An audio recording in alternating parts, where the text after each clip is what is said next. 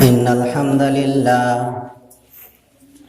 نحمده ونستعينه ونستغفره ونعوذ بالله من شرور أنفسنا ومن سيئات أعمالنا من يهده الله فلا مضل له ومن يضلله فلا هادي له وأشهد أن لا إله إلا الله وحده لا شريك له وأشهد أن محمدا عبده ورسوله يا أيها الذين آمنوا اتقوا الله حق تقاته ولا تموتن إلا وأنتم مسلمون يا أيها الناس اتقوا ربكم الذي خلقكم من نفس واحدة وخلق منها زوجها وبث منهما رجالا كثيرا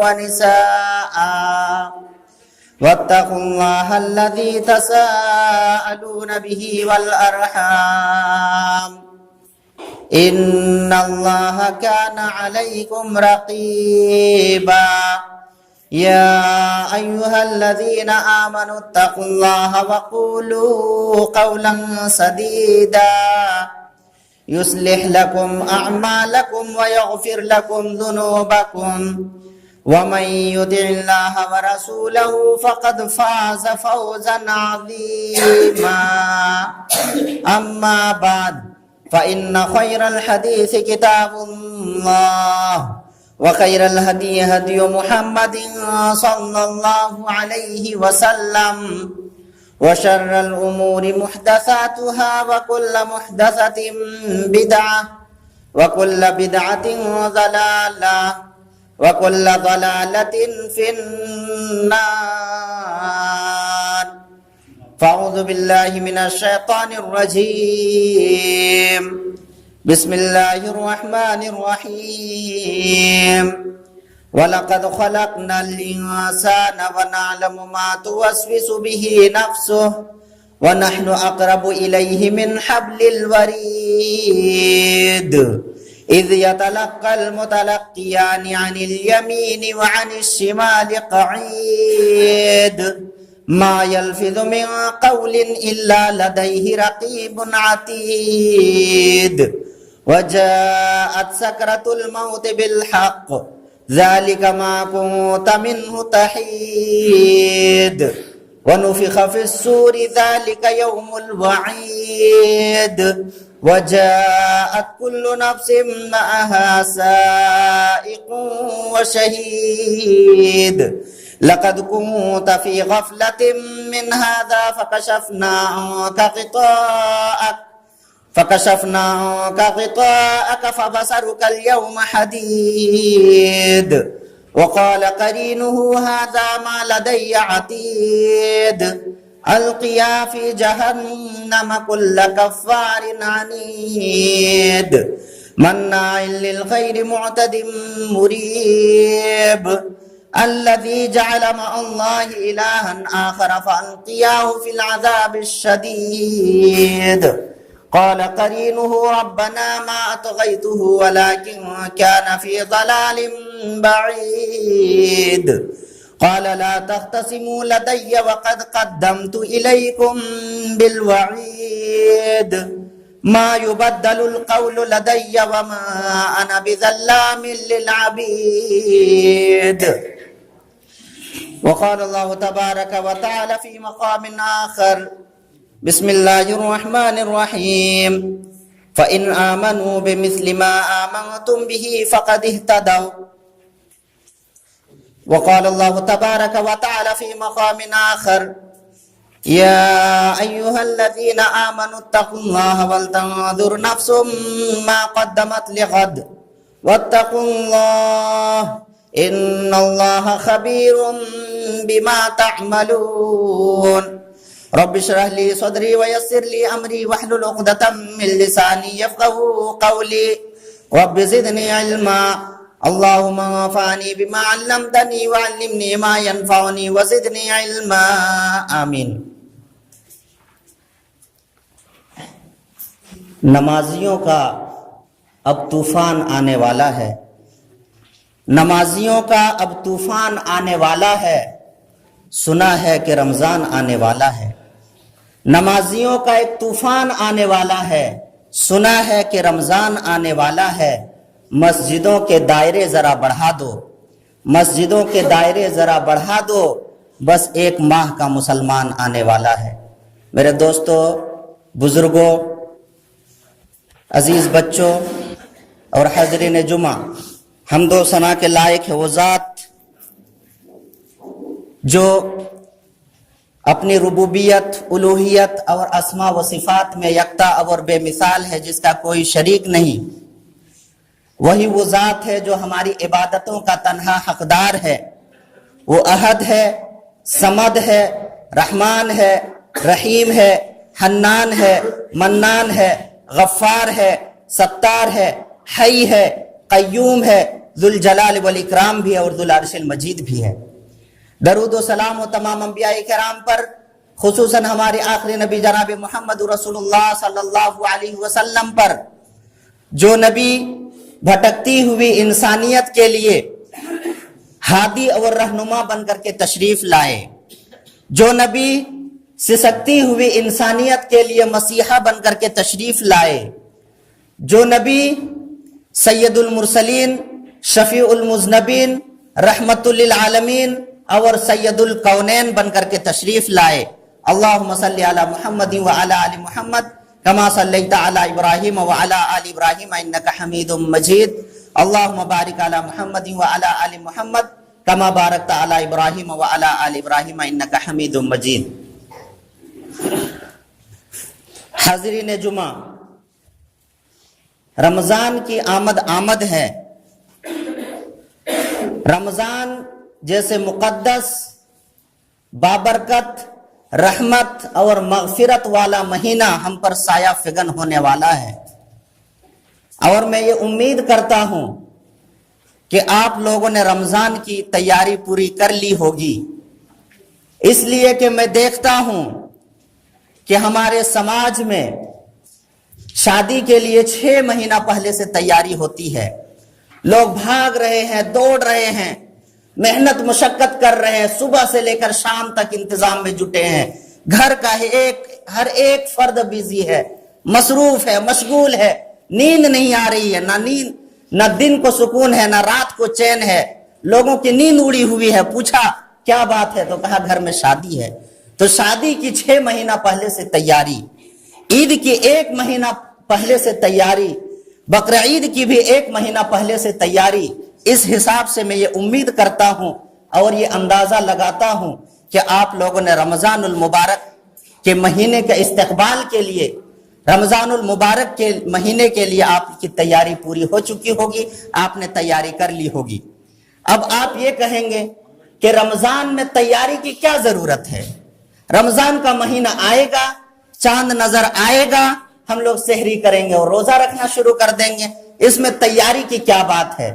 لیکن ہمیں سلف صالحین سے، ہمارے اسلاف سے، ہمارے بزرگوں سے، ہمارے وہ نیک لوگوں سے ہمیں پتا چلتا ہے کہ جب شعبان کا مہینہ آتا تھا تو ہمارے اسلاف قرآن پر جھک جاتے تھے، قرآن لے کر کے بیٹھ جاتے تھے، اور 1 مہینہ پہلے سے رمضان کی تیاری میں وہ لوگ لگ جاتے تھے۔ 1 مہینہ پہلے سے وہ لوگ رمضان کی تیاری میں لگ جاتے تھے کہ رمضان ہم سکون سے ہم اپنے گھر میں رہ سکیں، آرام سے ہم رمضان کے روزے رکھ سکیں، اس کی تیاری وہ 1 مہینہ پہلے سے کرتے تھے۔ نبی کریم صلی اللہ علیہ وسلم کی احادیث ہم جب اٹھا کر دیکھتے ہیں تو پتا چلتا ہے کہ نبی کریم صلی اللہ علیہ وسلم شعبان کا چاند نظر آتے ہی سب سے زیادہ اسی مہینے میں یعنی شعبان میں روزہ رکھا کرتے تھے۔ شعبان سے زیادہ اور کسی مہینے میں آپ صلی اللہ علیہ وسلم نفلی روزہ نہیں رکھتے تھے۔ صحابہ نے پوچھا تو کہا کہ رمضان کی تیاری کے غرض سے، اور اکثر لوگ اس مہینے میں غافل ہو جاتے ہیں، اس لیے کہ اس سے پہلے رجب کا مہینہ آتا ہے اور اس کے بعد رمضان کا مہینہ آتا ہے، اس مہینے میں لوگ غافل ہو جاتے ہیں، اسی وجہ سے میں زیادہ سے زیادہ روزہ رکھتا ہوں، اور یہی وہ مہینہ ہے جس میں لوگوں کے نیک اعمال آسمان کی طرف اٹھائے جاتے ہیں۔ میں سوچتا ہوں کہ کہ جب میرے اعمال آسمان کی طرف اٹھائے جائیں تو میں روزے کی حالت میں ہوں، میرے اعمال روزے کی حالت میں اٹھائے جائیں۔ یہ بات سننے کے بعد آپ لوگوں کے ذہن میں یا کسی کے ذہن میں یہ شک ہوا ہوگا، یا کہیں کہیں آپ کے دماغ میں یہ سوال گھوم رہا ہوگا کہ آپ ہی لوگ تو کہتے ہیں کہ شعبان کا روزہ بدعت ہے، تو نبی کریم صلی اللہ علیہ وسلم کیسے رکھتے تھے؟ یاد رکھیں میرے دوستوں اور بزرگوں، شعبان کا روزہ بدعت نہیں ہے، بلکہ شعبان کی 15ویں تاریخ کو روزہ خاص کر لینا یہ بدعت ہے۔ شعبان کے مہینے میں کثرت سے عبادت یہ بدعت نہیں ہے، بلکہ شعبان کے مہینے میں 15ویں تاریخ کو عبادت کے لیے خاص کر لینا یہ بدعت ہے۔ یہ سمجھنا کہ 15ویں شعبان ہی کو ہم کو روزہ رکھنا ہے، یا 15ویں شعبان ہی کو ہمیں عبادت کرنی ہے، یا احادیث میں اس کی بہت فضیلت ثابت ہے، یہ غلط ہے۔ لیکن شعبان کے مہینے میں آپ کثرت سے روزہ رکھ سکتے ہیں۔ لیکن ایک حدیث ہمیں ملتی ہے جس میں نبی کریم صلی اللہ علیہ وسلم نے امت کو 15ویں شعبان کے بعد روزہ رکھنے سے منع کیا۔ کیوں؟ تاکہ ایسا نہ ہو کہ شعبان کے مہینے میں ہی آپ اپنی انرجی کو ختم کر لیں اور رمضان میں آپ کمزور ہو جائیں، رمضان میں روزہ نہ رکھ پائیں۔ بہرحال تو کہنے کا یہ مطلب ہے کہ شعبان کے مہینے میں نبی کریم صلی اللہ علیہ وسلم رمضان کی تیاری شروع کر دیتے تھے۔ اسلاف بھی شعبان کے مہینے میں ہی رمضان کی تیاری شروع کر دیتے تھے، اور اسی وجہ سے میں یہ امید کرتا ہوں کہ ہم سب نے تیاری پوری کر لی ہوگی۔ میرے دوستوں اور بزرگوں، ایمان کی دولت سب سے بڑی دولت ہے۔ سب سے بڑی دولت کیا ہے؟ ایمان کی دولت ہے۔ جس کے سینے میں ایمان نہ ہو وہ سینہ بیکار ہے۔ جس دل میں ایمان نہ ہو وہ چاہے کتنوں بھی اچھے کام کرے، کتنا وہ کچھ بھی کر لے، کتنوں بھی وہ خرچ کر لے، لیکن اگر یہ دل ایمان سے خالی ہو تو کچھ بھی اس کے نیک اعمال کام نہیں آ سکتے ہیں۔ تو ایمان کی دولت سب سے بڑی دولت ہے۔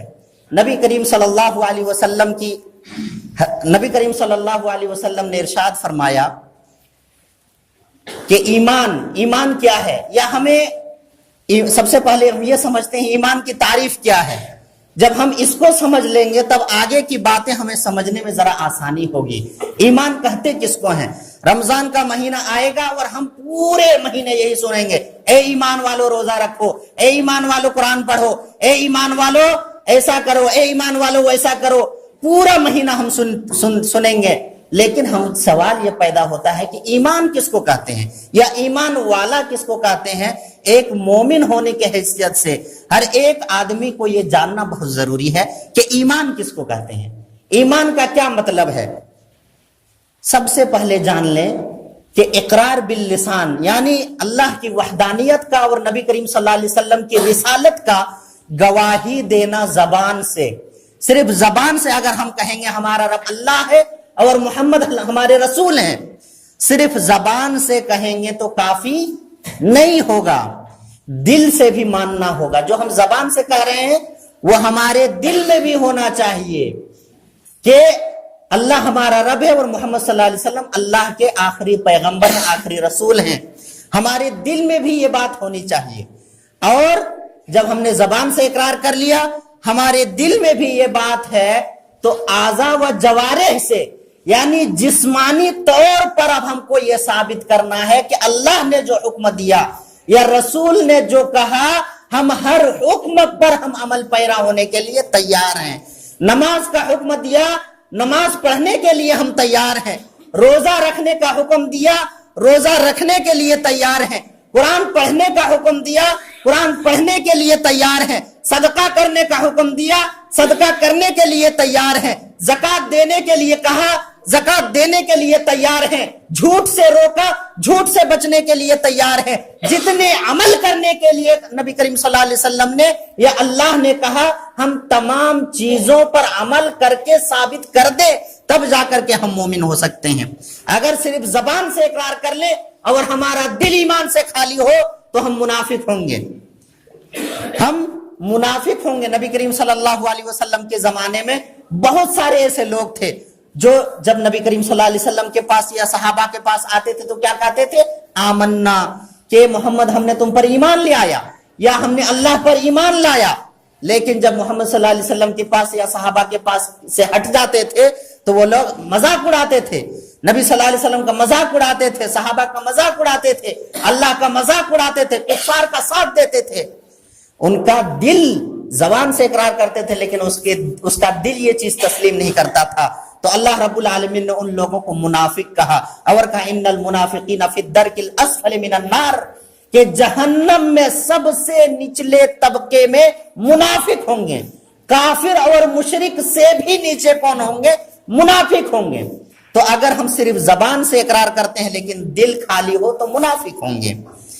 اچھا, اگر دل سے ہم مانتے ہیں لیکن زبان سے اقرار نہیں کرتے, اس کی بھی ہمیں مثال ملتی ہے. نبی کریم صلی اللہ علیہ وسلم نے جب دعوت کا آغاز کیا, مکہ والوں کو دعوت دیا, جب مکہ والوں نے بہت پریشان کیا تو نبی کریم صلی اللہ علیہ وسلم اور صحابہ مکہ چھوڑ کر مدینہ چلے گئے.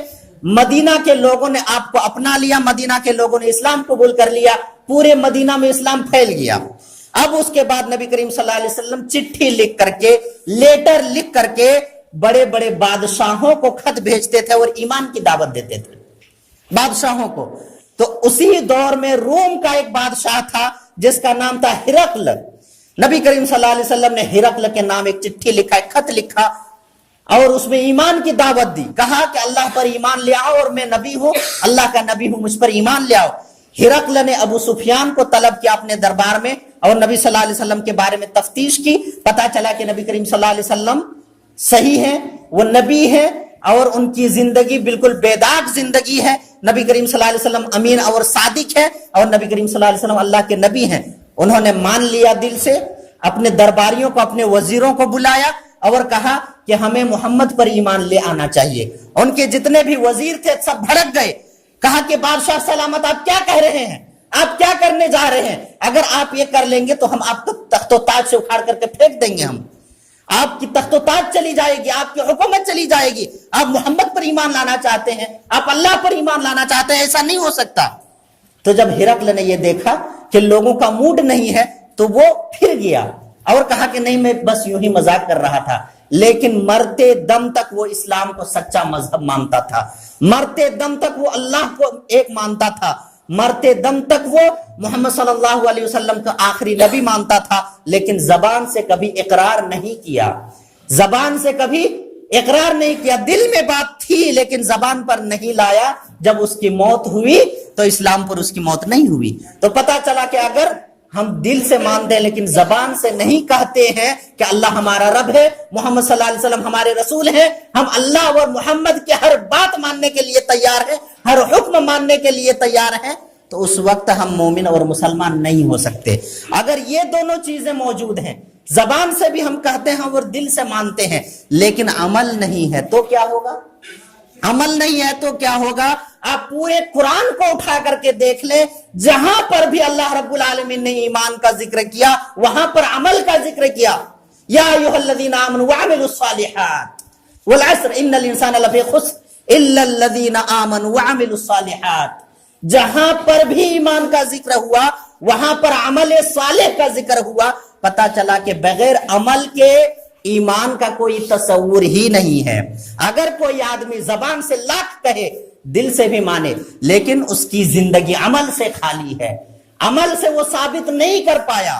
اب کسی بھی آدمی کو مان لیا جائے, کوئی بھی, ہم میرا بڑا بھائی ہے, ہم اپنی زبان سے 1000 بار اس کو کہے کہ آپ میرے بڑے بھائی ہیں, آپ میرے بڑے بھائی ہیں, آپ میرے بڑے بھائی ہیں, لیکن وہ جس چیز کا حکم دے ہم نہیں مانے, ہم اس کی توہین کریں, ہم اس کی بے عزتی کریں, اس کی بات نہ مانے, اس کو قدم قدم پر ہم اڑنگا لگائیں اور وہ جو چاہے ہم وہ نہ کریں, تو ہماری زبان سے اقرار کا کوئی فائدہ ہوا؟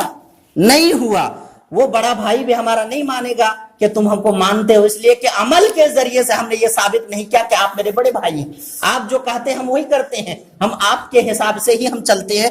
ہم جب تک یہ ثابت نہیں کریں گے وہ بھی نہیں مانے گا. تو ہم لاکھ کہہ لیں, لیکن اگر ہماری زندگی اگر عمل سے خالی ہو تو ہم یہ نہیں کہہ سکتے کہ ہم ایمان والے ہیں. تو آپ نے ایمان کا ڈیفینیشن دیکھ لیا, ایمان کا پریبھاشا دیکھ لیا.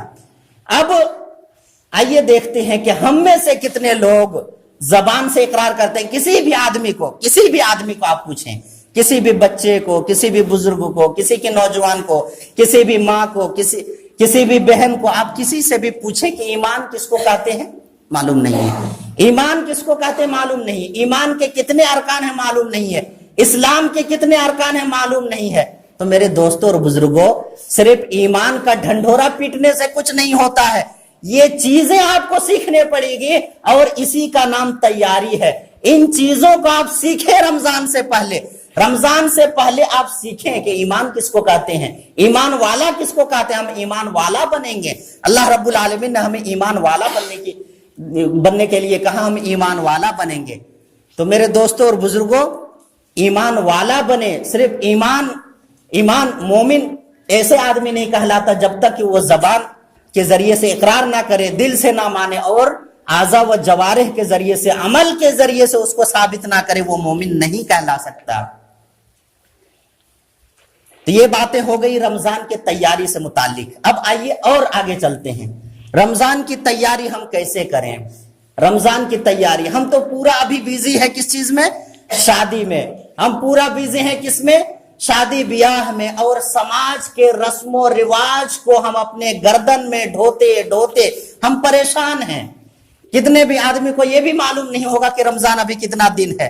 ہم سارے لوگ ابھی شادی بیاہ میں پریشان ہیں، ادھر ادھر پریشان ہیں، اور جب رمضان آئے گا اس وقت کیا ہوگا، ہم لوگ عید کی تیاری میں لگ جائیں گے، اور عید کی تیاری میں جب لگیں گے تو مزدوری کریں گے، گھر کے باہر ہم لوگ کام کرنے جائیں گے، جامتاڑا آسنسول ہم لوگ میں ہی کام کرنے جائیں گے، ادھر ادھر کام کرنے جائیں گے۔ اس وقت کیا کہیں گے، اتنی دھوپ ہے، اتنی پیاس ہے، اتنی دھوپ میں ہم روزہ کیسے رکھ سکتے ہیں۔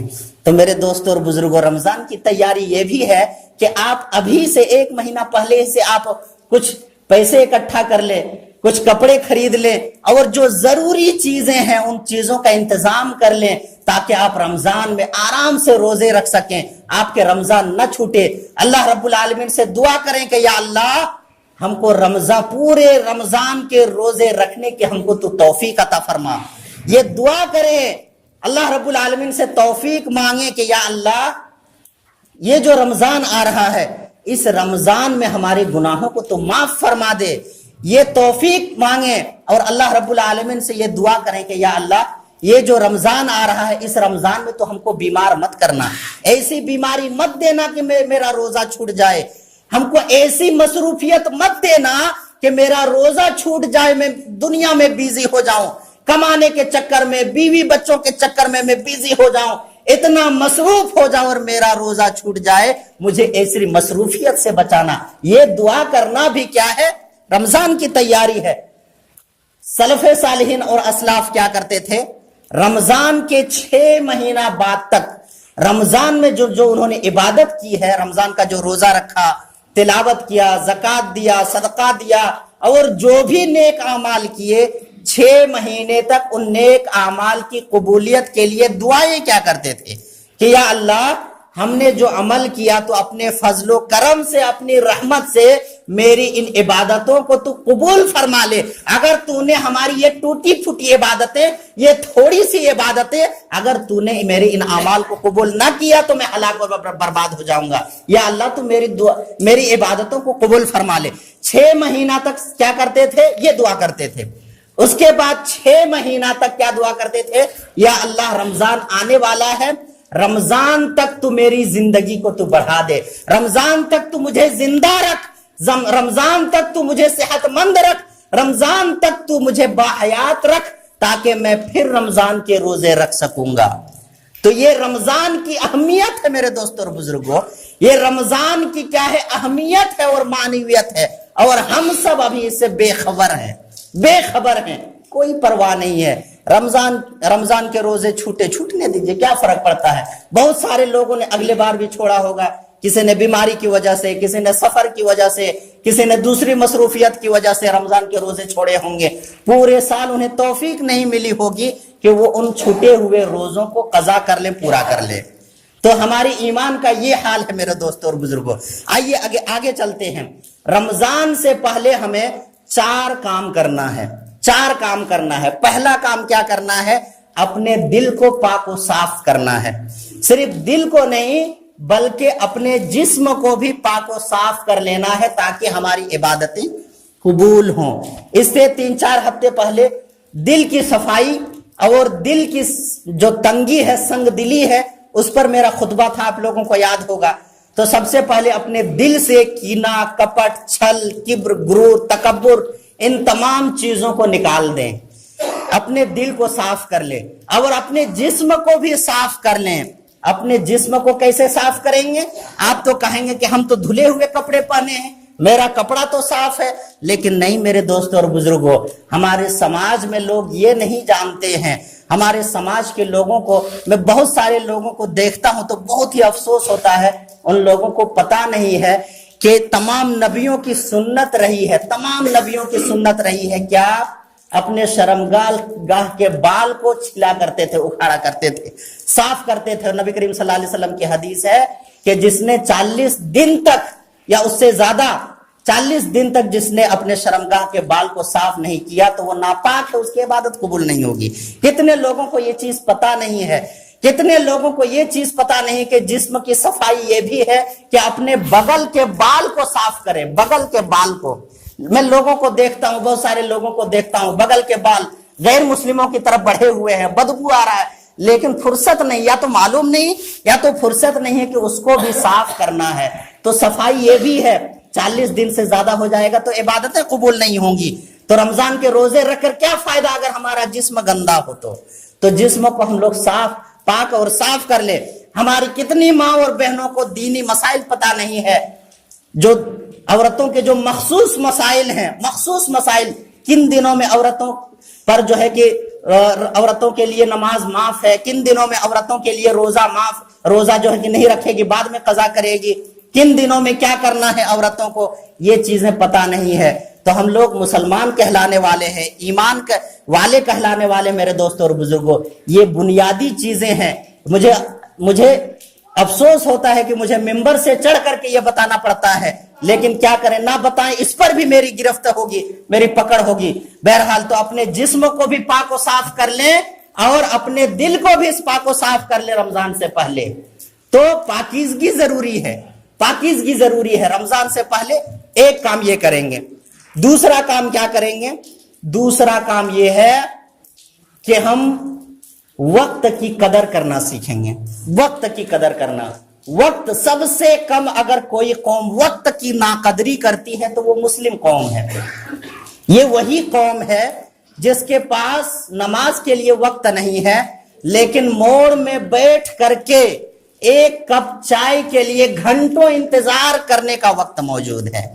जिसके पास 10 मिनट के लिए नमाज का वक्त नहीं है, लेकिन जिसके पास टिकिया और कबाब के लिए दुकान पर लाइन लगाने का वक्त मौजूद है। ये वही कौम है जिसके पास नमाज के लिए, इबादत के लिए वक्त नहीं है, लेकिन फेसबुक, व्हाट्सएप और यूट्यूब में नाच गाने, फिल्में, ड्रामे, कार्टून देखने के लिए वक्त मौजूद है। तो वक्त की कदर करें, इन तमाम खुराफात को छोड़ दें।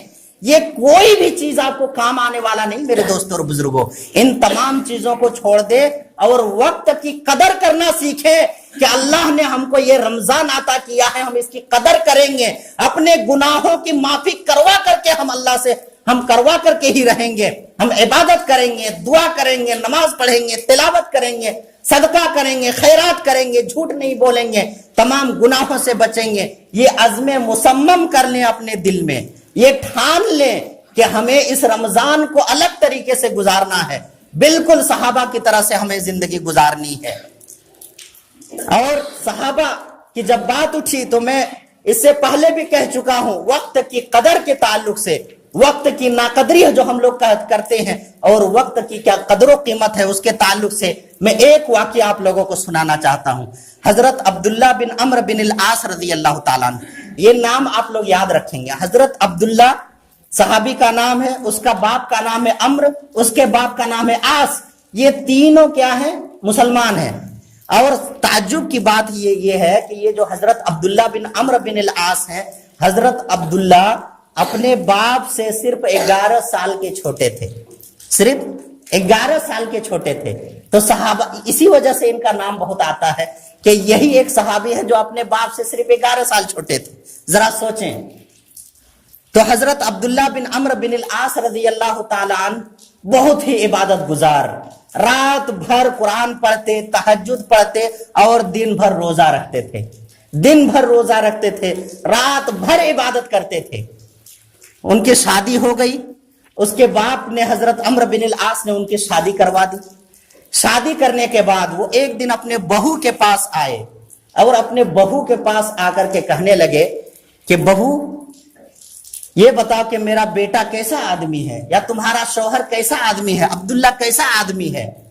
تو اس کی بیوی کہتی ہے کہ وہ آدمی تو بہت اچھا ہے لیکن شوہر اچھا نہیں ہے. آدمی بہت اچھا ہے، بہت نیک ہے، بہت پرہیزگار ہے، بہت تہجد گزار ہے، لیکن وہ شوہر اچھا نہیں ہے. اس کا باپ اشارہ سمجھ گئے. وہ فوراً نبی کریم صلی اللہ علیہ وسلم کے پاس تشریف لے گئے اور کہا کہ ایسی ایسی بات ہے، عبداللہ رات بھر نمازیں پڑھتا ہے، قرآن پڑھتا ہے، دن بھر روزہ رکھتا ہے. نبی کریم صلی اللہ علیہ وسلم نے عبداللہ کو بلایا اور کہا کہ عبداللہ ادھر آؤ. کہا کہ کیا تم دن بھر روزہ رکھتے ہو؟ کہا کہ ہاں. کیا تم رات بھر جاگ کر کے اللہ کی عبادت کرتے ہو، تہجد پڑھتے ہو اور قرآن پڑھتے ہو؟ کہا کہ ہاں. نبی کریم صلی اللہ علیہ وسلم نے اپنے آپ کو پیش کر دیا اور ایک داعی مبلغ مقرر کے لیے ایک بہترین مثال ہے کہ صرف آرڈر نہ کرے بلکہ اپنی ذات کو لوگوں کے سامنے پیش کر دیں کہ جو باتیں ہم کہہ رہے ہیں ہماری زندگی بالکل اسی طرح سے ہے. تو نبی کریم صلی اللہ علیہ وسلم نے اپنے آپ کو پیش کیا اور کہا کہ عبداللہ ولیکن اصوم و افطر، عبداللہ میں کبھی روزہ رکھتا ہوں، کبھی روزہ چھوڑتا ہوں. یہ نفلی روزے کی بات ہو رہی ہے، رمضان کے روزے کی بات نہیں ہو رہی ہے. میں کبھی روزہ رکھتا ہوں، کبھی روزہ چھوڑتا ہوں.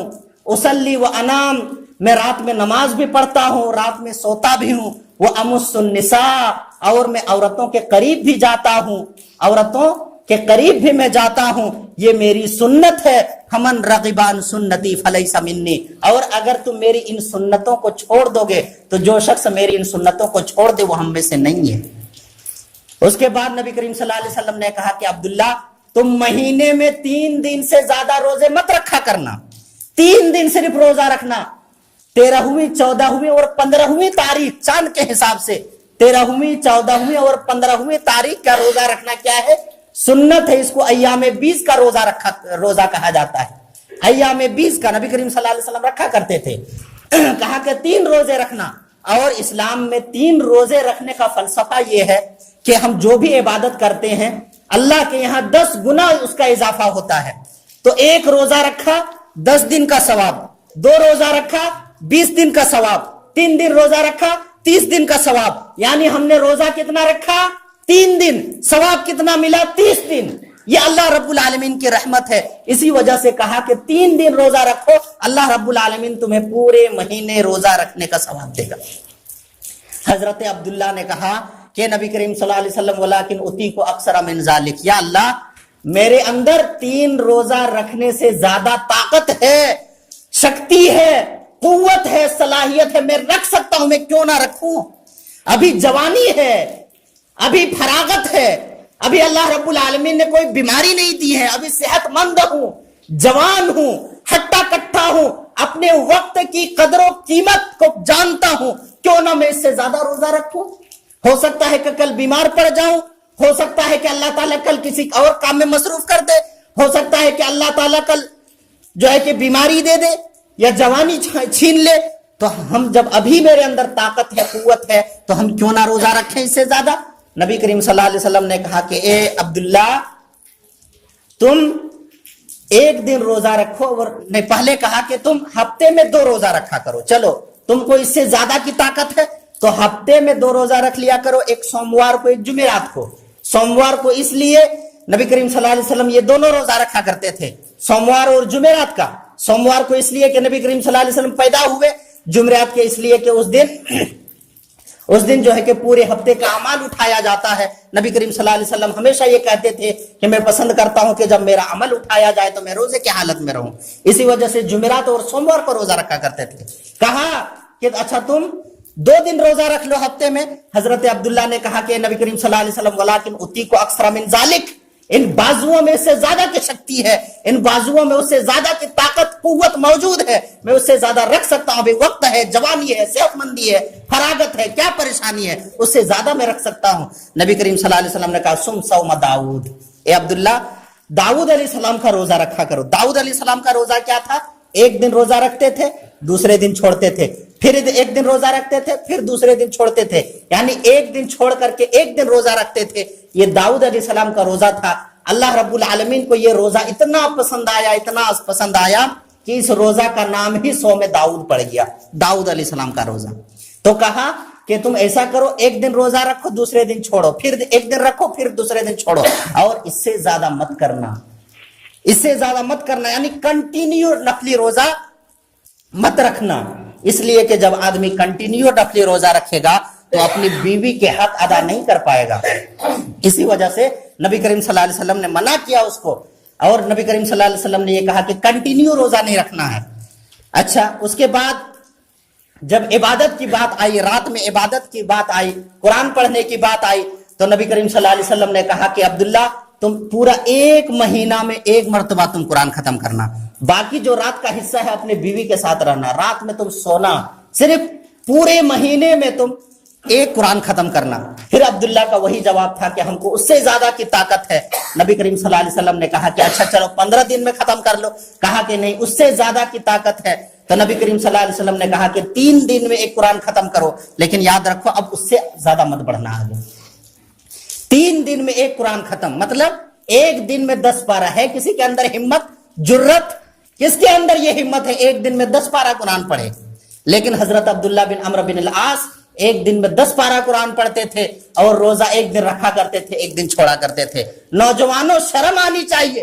یہ واقعات کیوں بیان کر رہا ہوں؟ تاکہ وقت کی قدر و قیمت کو سمجھو, اپنی جوانی کی قدر و قیمت کو سمجھو, فراغت کی قدر و قیمت کو سمجھو, صحت مندی کی قدر و قیمت کو سمجھو. اللہ نے بیماری نہیں دی, یہ بھی نعمت ہے. اللہ نے خوشحال رکھا, یہ بھی نعمت ہے. اللہ نے جوانی دی, یہ بھی نعمت ہے. ان نعمتوں کی قدر کرو. آج ہماری جوانی واٹس ایپ, فیس بک, سوشل میڈیا, یوٹیوب, انہی چیزوں کی نظر ہو چکی ہے. اور ابھی ٹک ٹاک آیا ہے, نوجوان جانتے ہوں گے, اور نہ جانے کیا کیا کیسا کیسا گیم اور کیسے کیسے سوشل ویب سائٹس آ رہے ہیں, جس میں سے ہمارے نوجوانوں کی جوانیاں بیت رہی ہے, گزر رہی ہے. انہیں ایمان کے بارے میں کچھ پتا نہیں ہے, اللہ کے بارے میں پتا نہیں, رسول کے بارے میں پتا نہیں, اسلام کے بارے میں پتا نہیں. تو میرے دوستوں اور بزرگوں, اپنے ایمان کو تازہ کریں. یہ رمضان جو آ رہا ہے, اس رمضان کو قدر کریں, اس رمضان کی قدر کریں, اس رمضان کی قدر کریں, اس کی اہمیت کو سمجھیں. آخر میں اللہ رب العالمین سے دعا ہے کہ اللہ تعالی ہم تمام لوگوں کو ان باتوں پر عمل کرنے کی توفیق عطا فرما. یا اللہ, جو باتیں ہم نے کہی ہیں سب سے پہلے مجھے ان باتوں پر عمل کرنے کی توفیق عطا فرما. اس کے بعد تمام سامعین کو ان باتوں پر عمل کرنے کی توفیق عطا فرما. یا اللہ, اس رمضان میں تمام رمضان کے روزوں کو ہم لوگوں کو ایمان اور احتساب کے ساتھ رمضان کے روزے رکھنے کی توفیق عطا فرما. یا اللہ, ہم میں سے جو قرض دار ہیں اس کے قرضے کو ادا کرنے کی صورت پیدا کر دے. یا اللہ, ہم میں سے جو بیمار ہیں اس کی بیماری کو دور کر دے. یا اللہ, ہم میں سے جو تنگ دست ہیں اس کی تنگ دستی کو تو دور فرما دے. یا اللہ, ہماری جو بھی تھوڑی بہت ٹوٹی پھوٹی عبادتیں ہیں, ان عبادتوں کو تو قبول فرما لے. ہمیں نیک اعمال کرنے کی توفیق عطا فرما. یا اللہ, جب تک ہم زندہ رہیں ہمیں دین اسلام پر زندہ رکھ, اور جب ہمارا خاتمہ ہو تو خاتمہ بالخیر ہو. تقبل یا رب العالمین. بارک اللہ لنا ولکم فی القرآن العظیم, ونفعنا وإیاکم بالآیات والذکر الحکیم. انہ تعالی جواد کریم ملک بالرؤوف الرحیم.